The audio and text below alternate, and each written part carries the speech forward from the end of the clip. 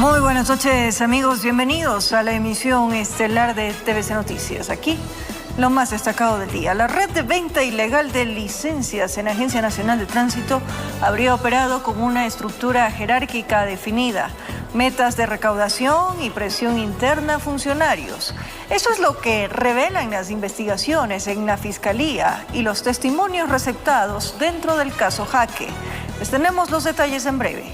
3 antisociales robaron un local ubicado en el sector de La Legarda, en el norte de Quito. El mismo había sido inaugurado hace pocas semanas. Los propietarios aseguran que han realizado créditos para poder emprender y poner en marcha el negocio, pero ahora enfrentan grandes pérdidas que ponen en riesgo la continuidad de su proyecto.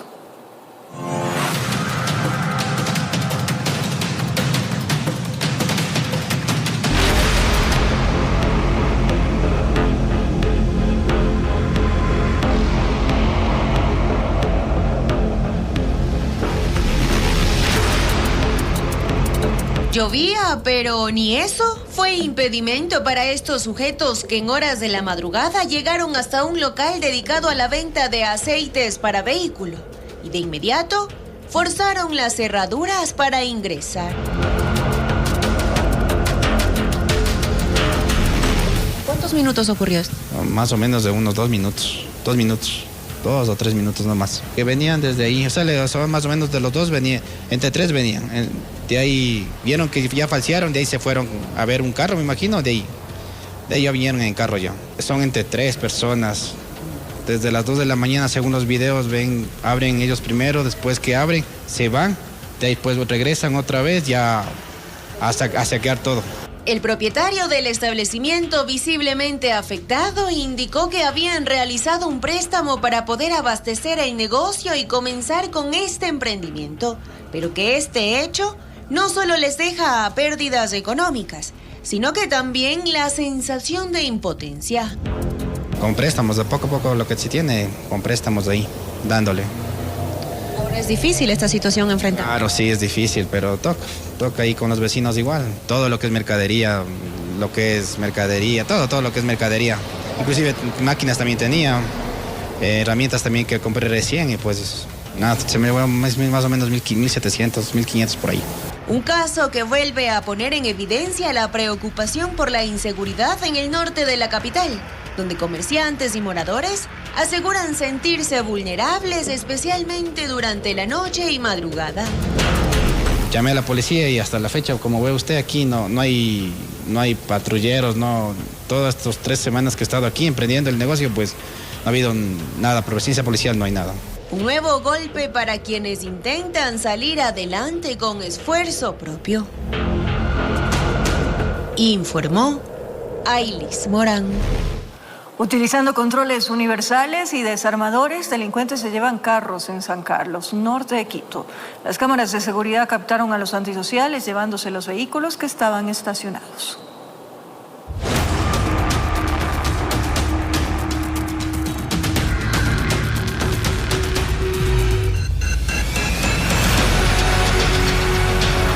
Los delincuentes llegaron en este carro plomo.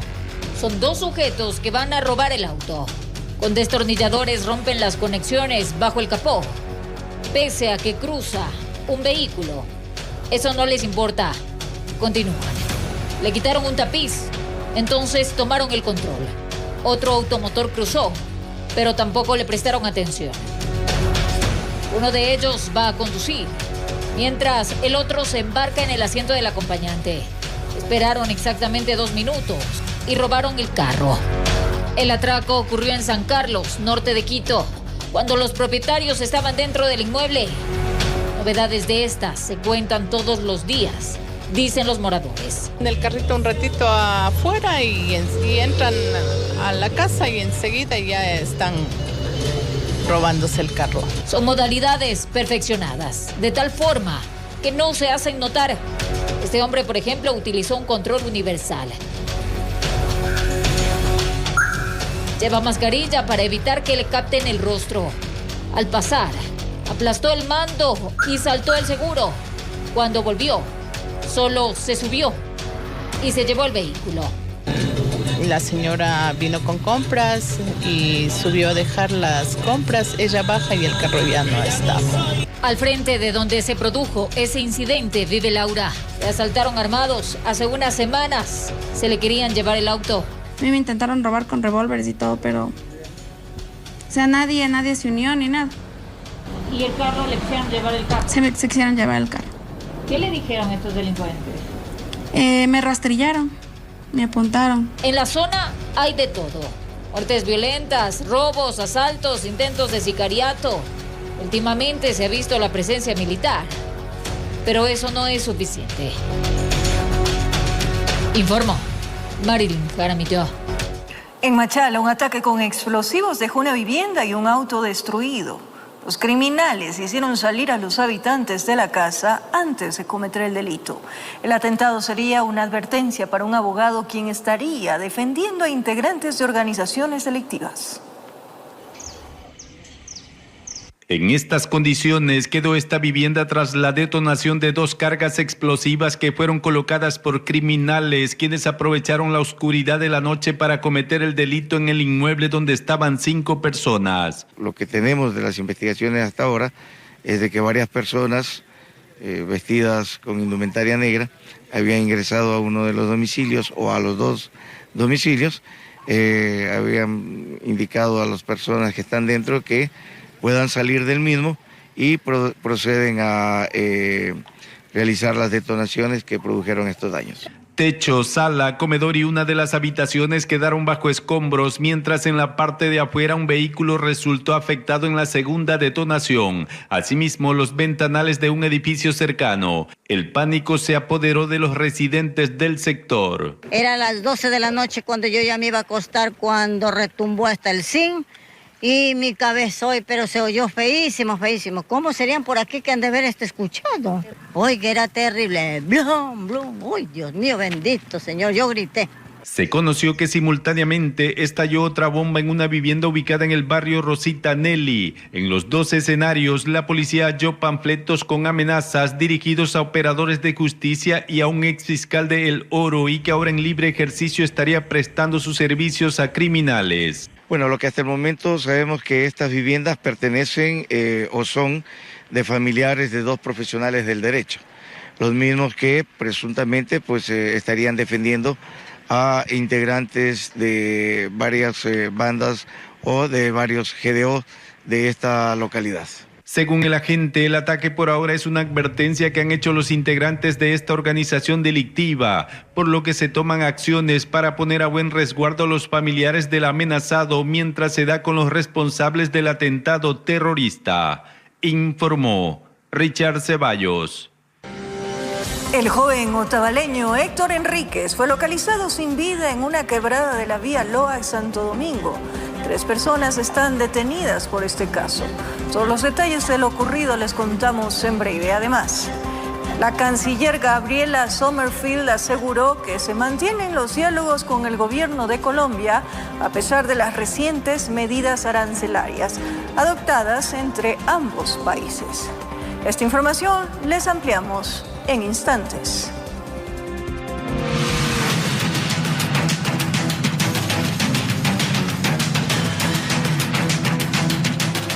Un operativo simultáneo efectuado en 5 provincias del país permitió la desarticulación de un comando armado que formaría parte de un grupo de delincuencia organizada que habría asesinado al menos a 40 personas como retaliación de actividades ilícitas.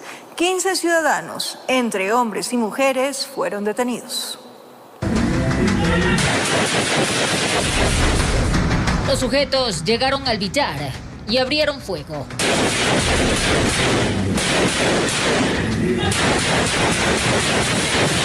Provocaron una matanza.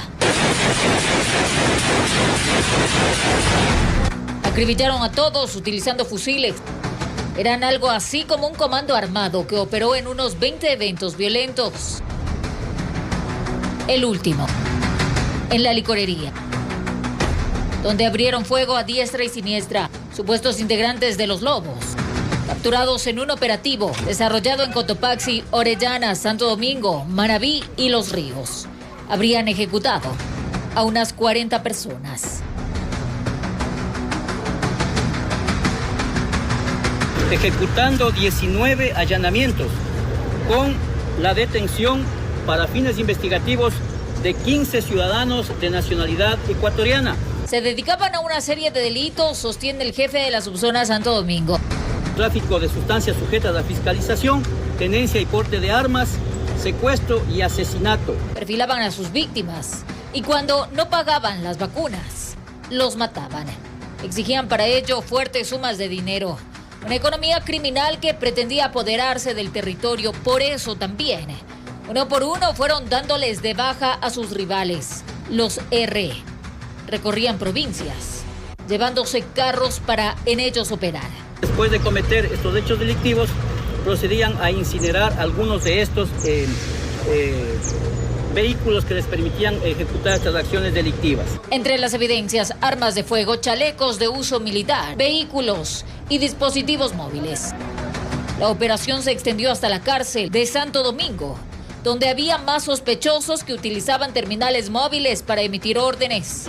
Se necesitaron 9 meses de investigación y más de 100 uniformados de unidades tácticas. Se espera que todos los sospechosos queden detenidos.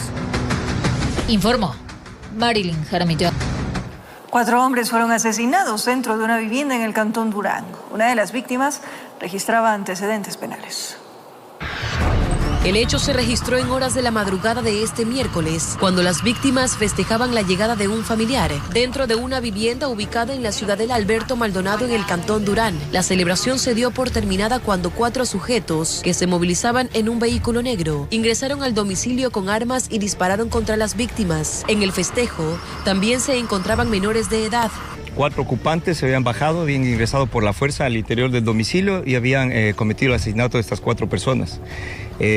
Todas ellas son familiares, sus apellidos coinciden, los indicios levantados, 24 indicios balísticos, calibre 9 milímetros. De acuerdo a las versiones de las personas que se encontraban al interior y fueron testigos del evento, efectivamente manifiestan que se encontraban festejando la llegada de sus familiares luego de la faena de pesca. En el domicilio se encontraba toda una familia, entre mujeres, niños y otras personas que felizmente no fueron victimadas. 3 de las víctimas se dedicaban a la pesca artesanal. Además, según versión policial, uno de ellos registraba antecedentes penales. De lo que se pudo constatar, habían sido de los 4 sujetos victimados, 3 de ellos se dedicaban a la actividad de la pesca. Uno de ellos tiene varios antecedentes por robo, por tenencia de armas, por extorsión.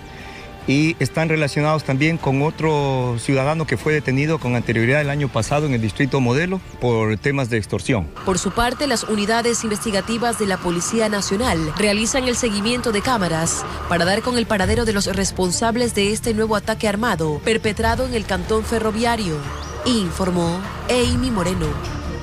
La ofensiva total dispuesta por el presidente de la República en 3 provincias del litoral ha dejado 400 personas detenidas, más de 22.000 operativos efectuados y afectaciones directas a las organizaciones criminales. Las autoridades indicaron que la intervención avanza firme en contra de los GDO. Fue el pasado 15 de enero que el gobierno nacional estableció el despliegue de más de 10.000 uniformados en las jurisdicciones de Guayas, Los Ríos y Manabí, como parte de la ejecución de la estrategia militar denominada Ofensiva Total.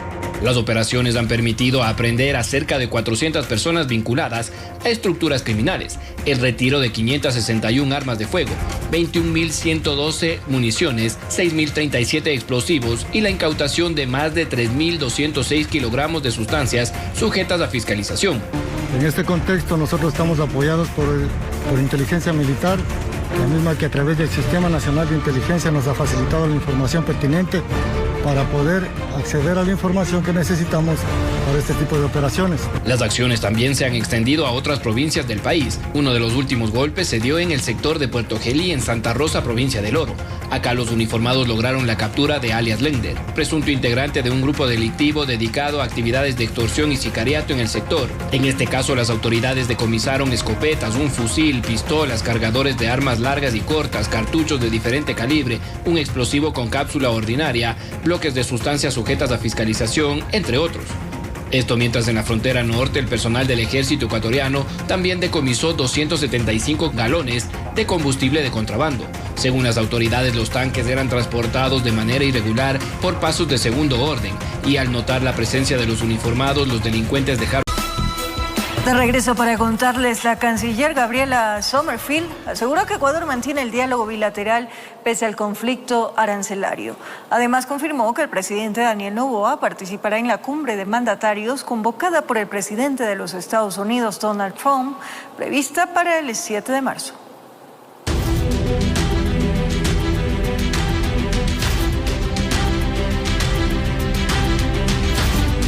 Pese a la tensión comercial entre Ecuador y Colombia por la imposición de aranceles, se mantiene el diálogo entre ambos países, según confirmó la canciller de la República, Gabriela Sommerfield.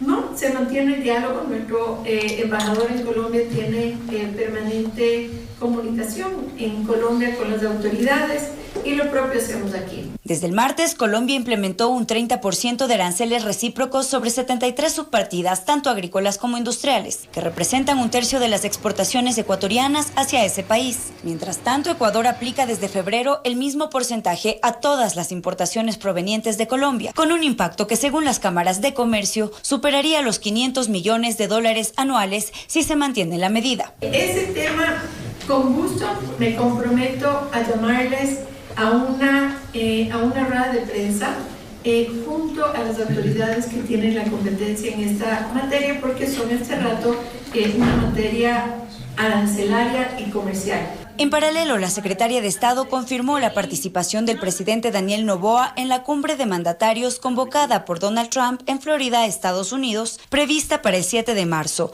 donde se tratarán asuntos relacionados con migración y seguridad. Porque compartimos los mismos valores y principios en defensa del desarrollo de nuestros países y el desarrollo de nuestra gente, en seguridad y en prosperidad. Informó María Mercedes Granda. Este jueves, el Pleno de la Asamblea Nacional debatirá en segundo y definitivo debate la Ley de Fortalecimiento Energético y Minería, impulsada con carácter de urgente por el Ejecutivo. El proyecto busca flexibilizar requisitos ambientales y burocráticos para atraer inversión extranjera y desarrollar proyectos extractivos.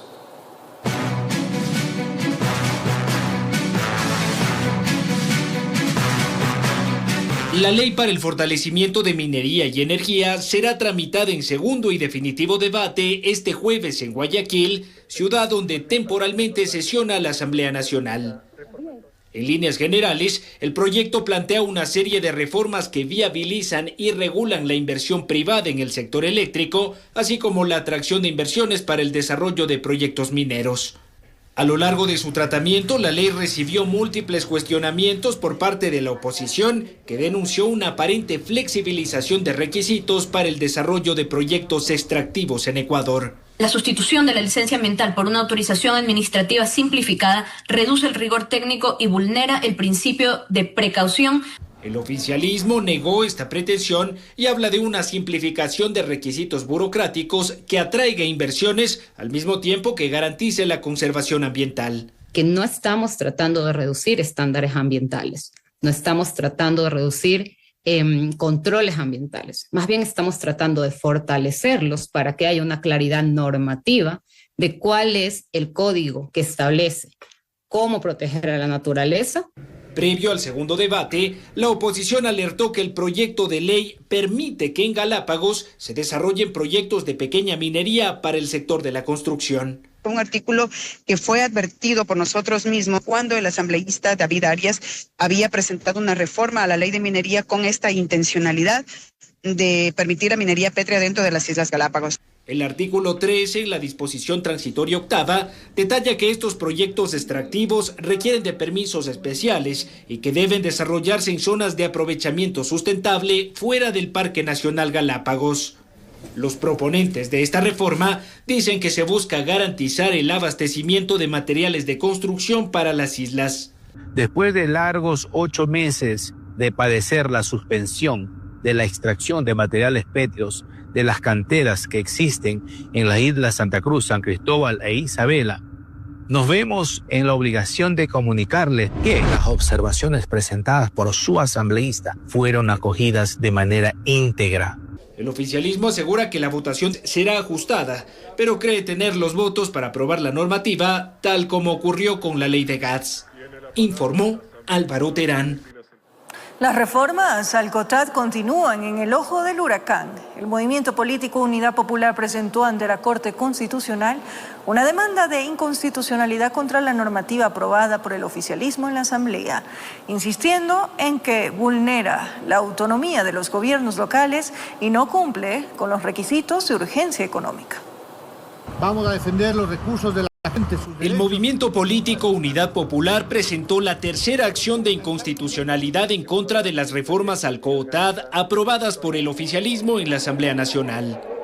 Los demandantes aseguran que esta normativa pondría en riesgo la continuidad de los servicios sociales, educativos y de salud prestados por prefecturas y municipios. Solicitamos medidas cautelares, es decir, que se suspenda de forma inmediata cualquier efecto de estas reformas, porque está en riesgo los derechos de la población en todo el Ecuador. El gobierno nacional dice no temer ante las demandas que puedan presentarse ante la Corte, pues la ley estaría construida de manera técnica. Además, se insiste en que la normativa no propiciará el cierre de colegios ni la suspensión de proyectos sociales. No se va a cerrar ni una sola escuela municipal, ninguna unidad educativa municipal se va a cerrar. ¿Cómo sabe? Ningún albergue se va a cerrar. ¿Cómo sabe si no ningún depende albergue de usted? porque ahora el Ministerio de Economía y Finanzas va a dar un seguimiento y va a revisar que realmente la planificación se dé de acuerdo al 70-30. Al igual que en las otras dos demandas a la ley de GATS, la acción impulsada por Unidad Popular cuestiona la forma y el fondo de la normativa, pues dicen no justifica la urgencia económica y atenta contra el principio constitucional de autonomía y descentralización. Porque se vulnera la autonomía, se vulneran los derechos adquiridos y las funciones y competencias que por ley tienen que cumplir los gobiernos autónomos descentralizados. Juristas consideran que el Ejecutivo podría justificar la unidad de materia y la urgencia económica de la ley. Sin embargo, no están seguros de que puede esquivar los cuestionamientos por aparentes vulneraciones a la autonomía de los GATS. Considero yo que no se está respetando el ámbito de competencia de la Contraloría.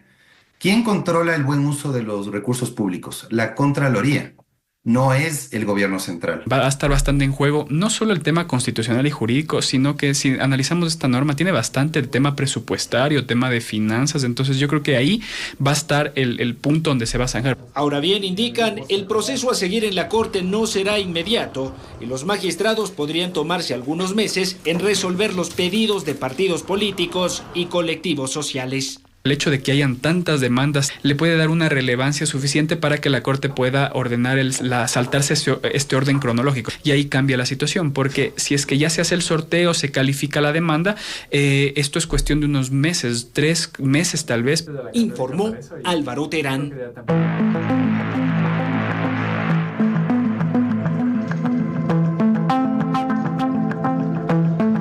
Finalmente fueron hallados los restos de quien en vida fue Héctor Enríquez, joven otavaleño reportado como desaparecido desde el 18 de febrero. Su cuerpo fue localizado en una quebrada del kilómetro 23 de la vía Loac-Santo Domingo, mientras la Fiscalía avanza en el proceso contra 3 personas detenidas en posesión del vehículo de la víctima y que ahora son investigadas por su presunta vinculación en el crimen. El cuerpo de Héctor Fernando Enríquez, joven otavaleño de 27 años, reportado como desaparecido, fue hallado sin vida en el kilómetro 23 de la vía Loac-Santo Domingo, en una quebrada cubierta de maleza. Personal del Cuerpo de Bomberos, junto con unidades tácticas de la Policía Nacional, ejecutó las labores de rescate tras intensos días de búsqueda en la zona. La Fiscalía General del Estado informó que 3 personas, alias Gismariceta, César E. y Julio C., fueron detenidas en Buena Fe, provincia de Los Ríos, en posesión de la camioneta propiedad de la víctima. Los procesados enfrentan cargos por receptación y permanecen con prisión preventiva, mientras se investiga si tuvieron participación directa en el asalto y posterior crimen. Según información preliminar, los sospechosos habrían indicado el lugar donde fueron abandonados los restos. Una vez localizado el cuerpo, la Fiscalía señaló que se dispondrá la práctica de diligencias y se solicitará fecha y hora para formular cargos contra los 3 sospechosos por el presunto delito de desaparición involuntaria. En el operativo interinstitucional participaron más de 50 efectivos, incluidos miembros del Grupo de Intervención y Rescate y el Grupo de Operaciones Especiales, así como bomberos de Machachi, Otavalo y Cotacachi, apoyados con drones y sobrevuelos del Escuadrón Aéreo de Rescate. Héctor fue visto por última vez la noche del 18 de febrero en el sector de Calderón, al norte de Quito, cuando circulaba en su camioneta por la Panamericana Norte. Según las investigaciones, habría sido interceptado para robar el vehículo, tras lo cual se perdió todo contacto con él. Desde entonces permaneció desaparecido, hasta que finalmente su cuerpo fue localizado este 25 de febrero, informó Julián Calahorrano. Más de 300 personas ya se encuentran en albergues del Cantón Milagro por las inundaciones en diferentes sectores de esa localidad. Rescatistas han trabajado constantemente recorriendo las zonas de peligro. Desde que empezó la emergencia, unidades de rescate como el Cuerpo de Bomberos de Milagro se encargan de recorrer sectores inundados en busca de ayudar a quienes necesiten salir desde sus hogares. Acompañamos a los bomberos en su tarea. Vimos de cerca el despliegue de sus unidades y el rescate de familias completas. Uno de los damnificados fue Byron Piedra, su esposa y su hijo de 13 años de edad, quienes fueron localizados en la cooperativa Margaritas 2. Esta es cosa de todos los años. Eso que ahorita no subió mucho el agua, porque el año pasado nos llegó a la rodilla y arriba. ¿Cómo hacen en estas circunstancias? ¿Hacia dónde acuden ustedes? Primeramente aquí, porque uno no puede acudir a ningún lado por la delincuencia. Porque uno sale y prácticamente vienen los daños de la gente. Al igual que la familia Piedra, existen cientos de personas que fueron evacuadas desde estos lugares. 310 de ellas permanecen en el albergue que fue habilitado en la escuela 17 de septiembre. Hemos entregado hoy día en la mañana 1000 galones. Estamos preparando 1000 tarrinas de comida para dejarles comida cocinada. La prefectura se va a hacer presente también con 1000 kits de alimentos. Durante la noche del martes y madrugada del miércoles no hubo grandes precipitaciones, pero igual se mantuvo el agua inundando los barrios. Esto se debe a que el río Milagro se ha desbordado. Ayer daba la cintura el agua aquí. Imagínense ahorita ya un poquito más arriba del tobillo nomás. Nos encontramos con ratones, culebras. Véame, como cargo por lo que ahorita tuve que salir. Maté una de este porte, así maté. Entrándoseme a la casa nuevamente. El año pasado maté 3 dentro de la casa, maestro. Para el alcalde Pedro Solines, una de las causas de esta emergencia radica en una mala planificación de urbanidad.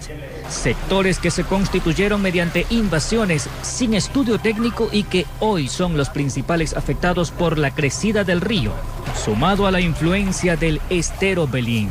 Pero mientras yo sea alcalde, jamás se va a legalizar o se va a permitir que se construyan o se asienten en lugares donde sabemos que se van a ahogar. Sin embargo, y pese a las circunstancias, varias entidades del sector público se encuentran colaborando de manera constante para entregar ayuda a los principales afectados. Nos concentramos en el sector de San Miguel 1 y San Miguel 2, donde se atendió aproximadamente 1.500 familias, 7.000 personas. Como estaba más inundado el sector de San Miguel 1 y San Miguel 2, nos concentramos el día de ayer allá. Informó José Morales. Varias comunidades rurales de la zona baja de la provincia de Los Ríos permanecen afectadas por las inundaciones. Hay 8 ríos desbordados. La provincia de Los Ríos, declarada en alerta roja por la Secretaría de Gestión de Riesgos, continúa enfrentando los estragos del invierno. En la zona baja es donde más se siente el impacto. Actualmente se reportan 8 ríos desbordados y 6 con tendencia a incrementar su nivel en los cantones Urdaneta, Babahoyo y Montalvo. En este último cantón, comunidades rurales como La Maritza y al menos 5 recintos aledaños permanecen bajo agua. Aquí no solamente hay 20 casas, aquí estamos hablando de más de 2 centenares de casas, de viviendas. Entonces se necesita el beneficio de las autoridades de la provincia y de los cantones que vengan a trabajar aquí.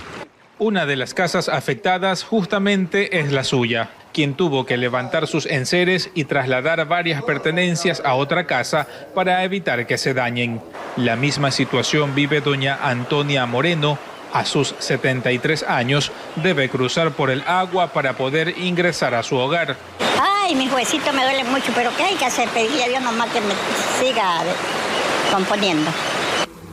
El camino de acceso a la comunidad también permanece anegado, dificultando la movilidad y el traslado de productos. Los habitantes solicitan a las autoridades que se eleve el muro carrozable para reducir el riesgo de futuras inundaciones. Ya son 3 días con esta creciente que mantiene afectadas unas 200 familias de esta comunidad que esperan que el invierno les dé tregua para continuar con sus actividades. Según el gobernador de Los Ríos, las entidades del Estado se preparan para enfrentar la emergencia. Ya tenemos en la gobernación 5.000 kits de alimentos, tenemos más de 400 camas, toldos, colchones y sueros antivenenosos para cualquier eventualidad de nuestros ciudadanos. Mientras tanto, las labores agrícolas están paralizadas y las fincas de cacao figuran entre las más afectadas, ya que el exceso de agua pone en riesgo las plantaciones. Y el cultivo de cacao también, que no se puede cosechar a los que tienen por ahí su finca, porque la creciente no deja y las matas de cacao también se mueren, con mucha agua se mueren. En la provincia de Los Ríos, informó Martín Soto. Gracias por seguir en sintonía de la emisión estelar de TVC Noticias, con estructura jerárquica definida, metas de recaudación y presión interna a funcionarios. Así habría operado la red de venta ilegal de licencias en la Agencia Nacional de Tránsito, según la Fiscalía y testimonios del caso Jaque.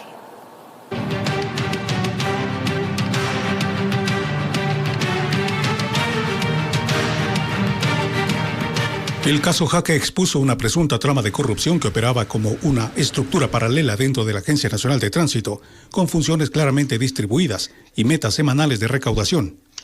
La investigación se inició en julio de 2025 tras una denuncia anónima que alertó sobre la venta ilegal de licencias por $250, renovaciones con documentos irregulares y la gestión de permisos de operación para líneas de transporte por hasta $40,000. El 30 de enero de este año, un operativo ejecutado en varias ciudades dejó 10 procesados y 9 detenidos, entre ellos el entonces director de la ANT. De acuerdo con los testimonios recabados por Fiscalía, la red funcionaba bajo un esquema jerárquico. En la parte superior se encontraba la presunta dirección que establecía cuotas mínimas de trámites y montos semanales. Alias Pedrito habría fijado una meta de al menos 60 trámites por semana, bajo advertencia de que quien no cumpliera sería removido de su cargo. En un segundo nivel operaban coordinadores e intermediarios identificados en las versiones como integrantes de 2 grupos, que captaban usuarios dispuestos a pagar por agilizar o alterar trámites. Según uno de los detenidos, de los $3,000 que se recaudaban semanalmente, 2.200 eran entregados al jefe, mientras el resto se distribuía entre los operadores. En la base de la estructura estaban los funcionarios quienes ejecutaban directamente los procesos irregulares. Unos habilitaban el sistema informático para permitir la emisión de licencias y matrículas fuera del procedimiento regular. Otros facilitaban cuentas bancarias para recibir los pagos, y algunos se encargaban de contactar clientes y coordinar con distintas agencias para concretar los trámites. Chats analizados por Fiscalía evidenciarían que se priorizaba la atención a quienes pagaban de forma directa, dejando de lado a los usuarios regulares. La Fiscalía procesa este caso por presunta delincuencia organizada, además de otros posibles delitos como concusión, tráfico de influencias y enriquecimiento ilícito, al considerar que la red habría operado de forma sistemática dentro de la ANT, con roles definidos y una cadena de mando orientada a la recaudación ilegal. Informó Miguel Ángel Bedoya. Un video publicado en las redes sociales denunció el presunto mal accionar de agentes metropolitanos de tránsito, quienes retuvieron una buseta en la que se trasladaban personas de la tercera edad provenientes de Ambato, dejando, según la denuncia, a los pasajeros en medio de la lluvia sobre la avenida Simón Bolívar. Desde la AMT se informó que se realizó el procedimiento conforme a la normativa vigente. Un video difundido en redes sociales mostró la retención de una buseta en la avenida Simón Bolívar, en el nororiente de Quito, donde viajaba un grupo de adultos mayores provenientes de la ciudad de Ambato. En las imágenes se observa a los pasajeros esperando a un costado de la vía tras descender del vehículo, mientras se afirmaba que habrían sido dejados bajo la lluvia luego de un control de tránsito. Policía de tránsito, porque veníamos a Quito a visitar a una compañera que está con cáncer. Aquí estamos bajo la lluvia, botados, y ellos ya se fueron. Según la Agencia Metropolitana de Tránsito, AMT, el automotor no contaba con los permisos habilitantes para realizar transporte de pasajeros hacia la capital. La normativa vigente establece que los vehículos que prestan este servicio desde otras ciudades deben poseer título habilitante. De lo contrario, incurren en una contravención de primera clase, sancionada con 2 salarios básicos unificados y la retención del vehículo por al menos 7 días, conforme al artículo 386 del Código Orgánico Integral Penal. Tras viralizarse el video, el hecho generó amplia reacción ciudadana y cuestionamientos sobre el procedimiento. La propia AMT se pronunció indicando que el operativo se realizó conforme a la ley y que al momento de la sanción, las condiciones climáticas eran despejadas. No obstante, reconoció la molestia generada y anunció una revisión interna de lo ocurrido. Si es un vehículo particular que tiene un pago, se convierte en un transporte informal sancionado por la ley de tránsito. Obviamente el proceso está enmarcado en el procedimiento legal. Sin embargo, existe un postprocedimiento que debe ser analizado en la conducta que tuvieron los agentes en el trato a las personas de la tercera edad. El director de la Agencia Metropolitana de Tránsito, Washington Martínez, informó que se dispuso el inicio de una investigación para esclarecer el procedimiento y determinar posibles responsabilidades. He tomado contacto ya con uno de los familiares de las personas que son de Ambato y he visto la necesidad de que ellos me hagan llegar una carta para que se inicie un proceso investigativo. Informó Julián Calahorrano. Un influencer japonés agradeció la cordialidad de la ciudadanía que le devolvió sus pertenencias luego de que se extraviaran a su paso por la capital. El viajero también se disculpó ya que en primera instancia denunció que había sido víctima de la delincuencia. El nombre de Ecuador nuevamente protagonizó las tendencias en las redes sociales, pero esta vez por el corazón solidario de la ciudadanía. Atsushi es un influencer japonés que desde hace más de 2 años recorre el continente americano, desde Canadá hasta Argentina, a pie, cargando solamente una carretilla. Sus aventuras las ha grabado, documentado y compartido con sus seguidores. June 11th, 2023, almost 3 years. Antes mi mamá me dice loco. Walking style started 5 years ago. First I walked around the Japan. A su paso por Ecuador, Atsushi visitó la mitad del mundo, fue recibido por las autoridades e incluso se hospedó en el complejo turístico. Pero en medio de su travesía, el caminante extravió un canguro donde guardaba todos los documentos, celular y objetos de valor. No dije que fui víctima de la delincuencia, pero sí informé que perdí mis documentos y estaba en búsqueda de ellos. Realicé una búsqueda desesperada, recorrí las calles nuevamente y pedí revisar las cámaras por donde transité. Ante esta situación y sin conocer lo que había ocurrido, el influencer denunció la pérdida de sus pertenencias, pero la reacción de la comunidad no se hizo esperar y lo ayudaron a recorrer los lugares por donde transitó y revisar videos de cámaras de seguridad. Este bolso es encontrado por un ciudadano, un buen ciudadano de la ciudad de Quito, y toman contacto con él y le devuelven el bolso con el teléfono. Pedí permiso y encontré el video.